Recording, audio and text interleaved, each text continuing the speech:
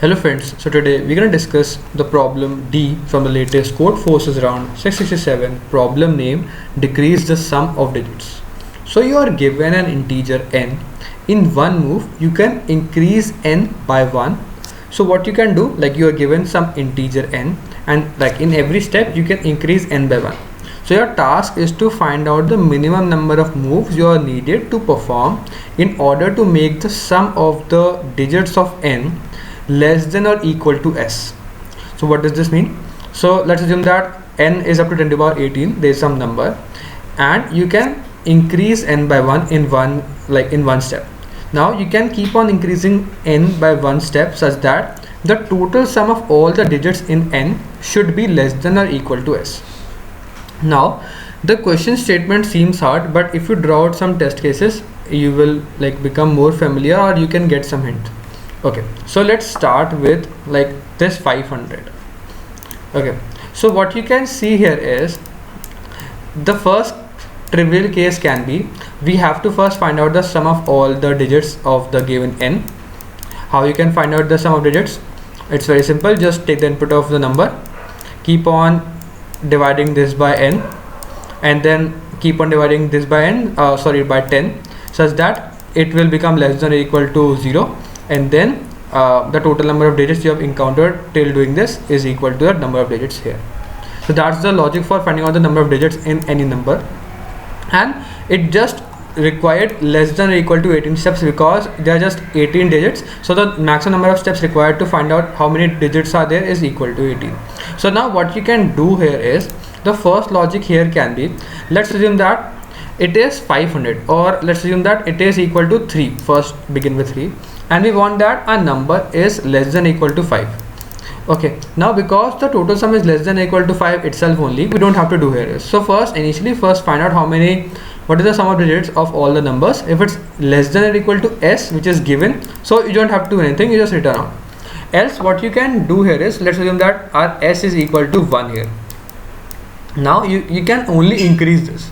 Now what you can observe here is, if I keep on increasing it, it will become 4, 5. So it will keep on increasing till it will become a next number which is equal to 10. Now it is equal to 1. The total sum of this 10 is equal to 1, which is less than or equal to s. So the answer is this. So how many steps you have taken? You have taken steps equal to 7. How you have find it out? You have seen that this is equal to 3. The next greatest is 10. And how many steps you have taken is equal to 7.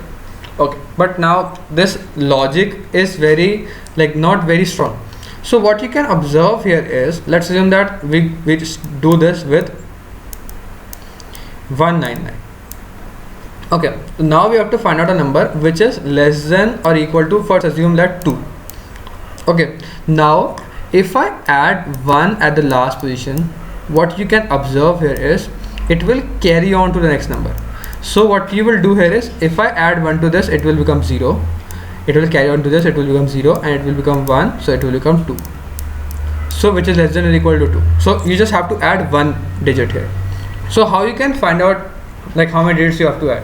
First, what you can observe simply from here is that if you keep on increasing 1, the total sum will increase. So if it's equal to 201, if I add 1 to it, it will become 202, 203. So the last number will keep on increasing until it will become 0. If it becomes 0, then only we can decrease the total sum. This is the first logic you can understand, because if it's equal to 5, then if I add 1, 2, 3, the sum will increase now. You cannot make the sum decrease. The sum can only decrease if the number turns out to be 0. So, and this property I also find out here also, because let's assume that they have told that the number is equal to 2, and how much number you have to add to make it less than or equal to 1. They have 8, actually the answer is 8, so which is 10. Now for 1 it is 0, for 500 it's 500, which is 1000, so all numbers are 0. So you can understand, okay, they only want that the last number should be 0, then only we can form, or the closest number should be all number equal to 0. So what you can do here is, I just want that the number should be equal to 0. We have to just make the numbers equal to 0 such that the rest remaining of the digits has the total sum less than or equal to s. Now this is the new problem. So now if I make this 0, how much number I have to add? You can understand here with this example. So if the last digit is, let's assume that 0, then we don't have to do anything. If it's 500, the last digit is 0, we don't have to do anything. If it's less than, we want that the 500 should be, the sum of 500 should be less than or equal to 2. The sum of them is equal to 2. So we cannot like remove 2 or do any property on 0 to get this less than like 2. So you cannot do anything. You have to find out some bigger number. Okay. So now what you can understand from this logic here is, if the large digit is, let's assume that 23. Okay. Now if you want to add some digit such that it will become 0, you will add 7. How much number you will add? I will just take the last number now. Just think about the last digit only. How much number you will add? 7. So if we add 7 to it, it will become 0, but there is one carry forward to the next number, which will make it equal to 3. Now if I want to make, let's assume that the next number to 0, how much like number we have to add? Because I have made the previous all the numbers equal to 0, if we know how much zeros we have encountered till now, and if we know that this number, we can just easily find out this number and multiply how many zeros we have multiplied. So what you can do, just remove out this digit now. Now our next digit is 3. If for 3 we know that we have multiplied 3 zeros in the end, because now we are moving from right to left now. So we have seen that okay, we have encountered 3 0 from the left, from the right. So we will multiply a number which is 3000, and how much number we have to actually add?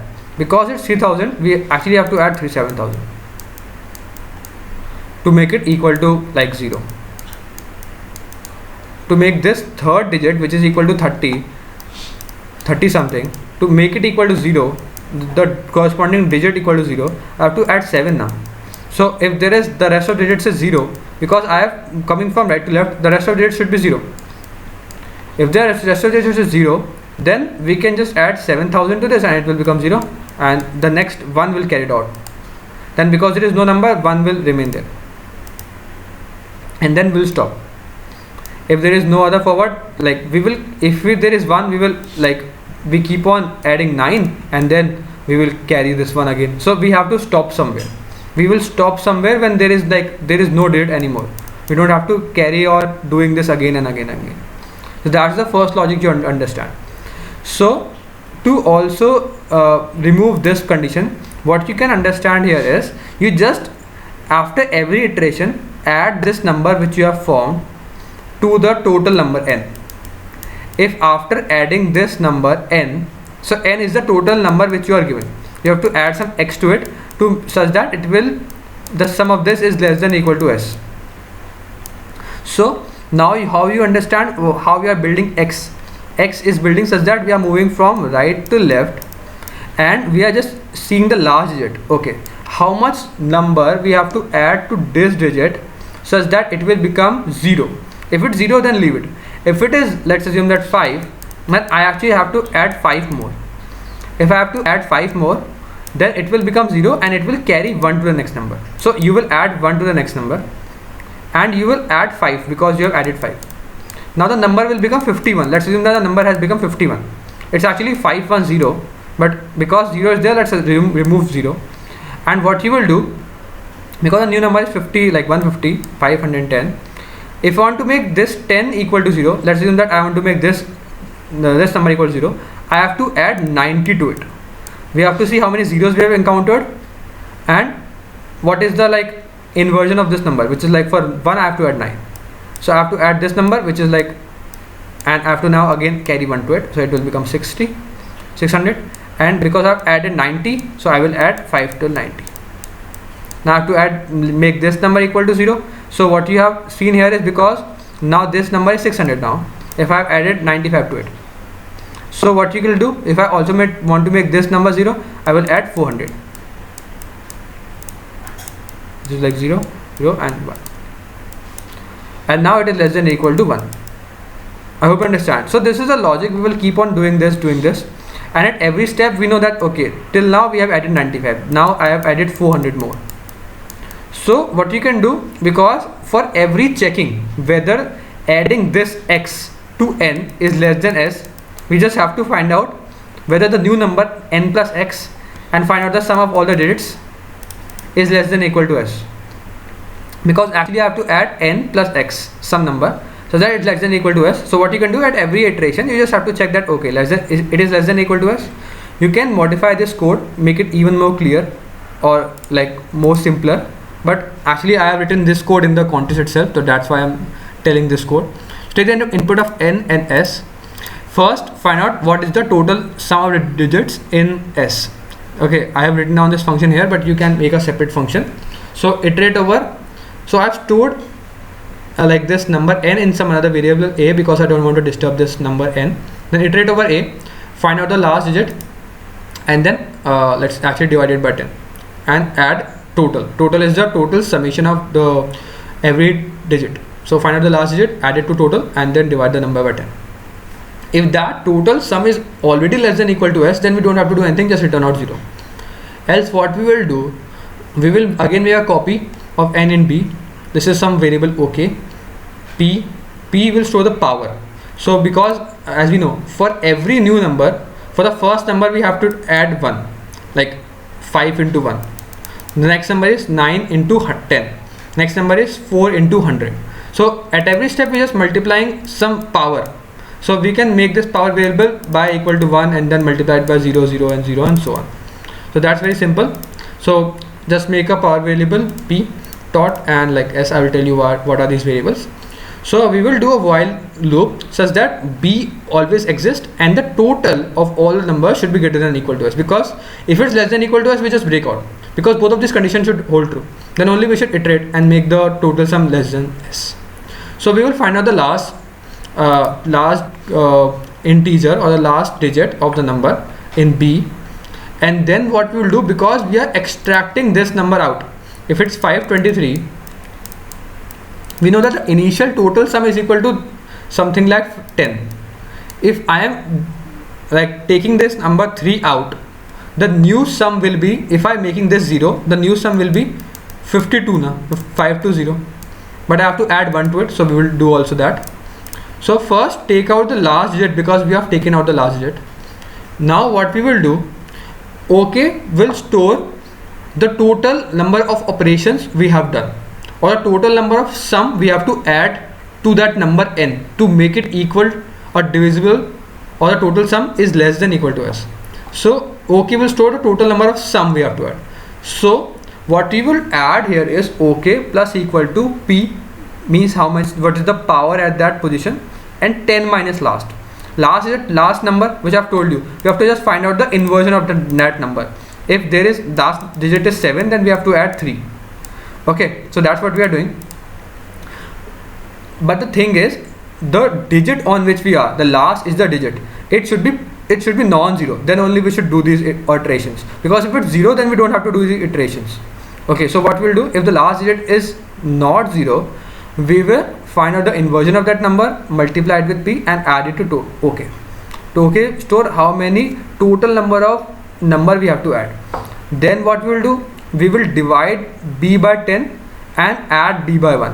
What we are actually doing here is, which I have told you, if because now after adding that number OK, the total n has become, let's assume that from 521 it has become equal to, we have added 7 or like 8 here, so it has become 510. Last number has turned out to be 0. So let's remove this out, divide this number by 10, and because there is a one carry over, carry that bit to here. So what we'll do, because now the number has become 51, add 1 to it, it will become equal to 52. So that's what we are doing. Divide the number by 10 and carry that number. And now what we will do, we will, because our new number is b, now here, what we will do, we will store this number in ss, and what we will check that okay, for this number whether the new number is divisible by, or the total summation of that number is equal, what is the total summation of the new number. If the total summation of this new number is stored in ss, then if at any condition b turns out to be 1, we will break. Why we are doing this situation, I have told you, because if we keep on adding 1 1 1 1 here, then there can come a condition in which we will not break out of this loop. So we will break out of this loop if b turns out to be 1. Okay, so if b turns out to be 1, we will break out of this loop. And then what you actually also have to do here is, after forming every OK, we will check. What we will check? We will add n and OK and check that, okay, if we add n to this OK number, whether the total number which will form is less than, or the total sum of digits which is stored in total, we will return out the total summation of digits, whether this is less than or equal to s. If at any condition this will hold true, OK will tell us what is the minimum number of summation I have to add to make this n, the new number, less than or equal to s, the total summation of the digits. If this condition hold true at any condition, we will just return out of this condition. Else also we will add p into 10 at every position, because for every iteration we will add like 10 into p, and then we will return out OK also. So that's the whole logic for this question. If you still have any doubts, please mention down. The code is little bit lengthy and I have like done it in a very rough way. You can make simple functions to do the same thing again and again, which I have done here also and here also. But I hope you understand the logic as well as the code. If you still have any doubts, please mention down. Thank you for watching this video. I'll see you in the next one. Keep coding. Bye.